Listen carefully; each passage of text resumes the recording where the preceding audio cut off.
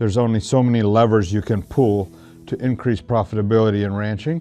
We want to ride the wave, if you like. We want to capitalize on it for a more resilient future. Well, I'm the founder here at Rio Nutrition. My name is Trevor Greenfield, and I'm happy to be with the big dog.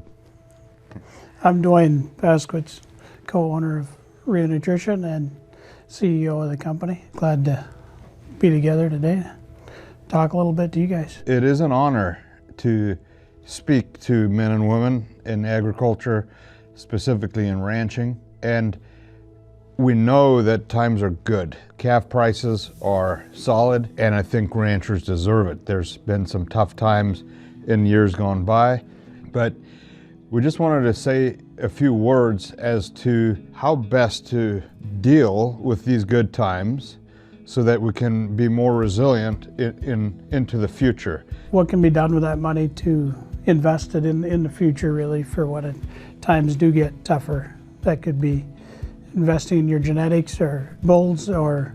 Yeah, it could be cattle equipment. I mean, we know that the cow herd, America's cow herd, is at its lowest since 1961. So that is favorable, but we don't want to rest in the fact that we're in good times.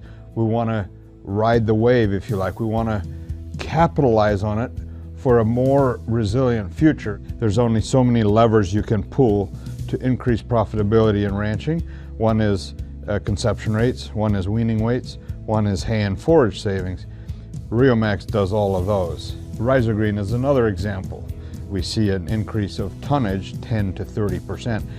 And we have an old saying, get more out of what you've already got. Everybody's probably thinking of income tax, just making you aware of what can you do to spend some money that will help lower that too, so that's really investing. We're not tax advisors, but we know it's common practice that guys would look at ways to reduce the amount that you give away to Uncle Sam. There's a lot of young ranchers out there too. What can you do to best manage the resources that you have at hand, investing it in something that will yield, that will bear fruit in the future? So you might be listening to this and thinking, well, these good times should last for a few years. And Duane, I'll be glad for your input on this, but what would you say to folks listening as to make good, sound financial decisions through these good times so that they can come out stronger? Well, I guess we all know what it is to make wrong financial decisions and maybe buy something that you want but don't really need. If it's something that can be a return on investment, it's far more sound, because then that keeps giving through those tougher times. Whether there's land that could be purchased or what it is. This is not about getting rich, but it's just about trying to share and encourage and to coach folks out there to make good decisions. You know, our purpose, and it is what drives us, is driving profitability back to rural North America. That is what we are, that is who we are, what we eat, sleep, and breathe.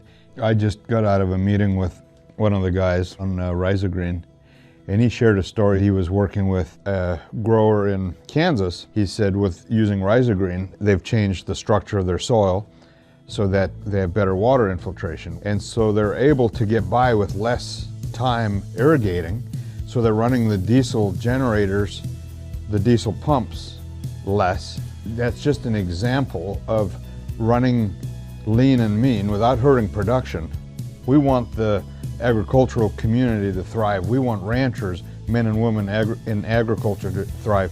We want the youth to get a leg up and for them to thrive. That investing into the future really is to bringing profitability back to ranchers. We invest in the future also. We invest to make our product better. We're continually trying to make it more efficient, that we're bringing more back to the ranching industry. We need to be thankful and grateful for the times we're in, but we also need to be prudent about looking forward, not doom and gloom, but looking forward and equipping ourselves with what we need to stay resilient and to stay healthy and thriving as a agricultural community through the next, decade.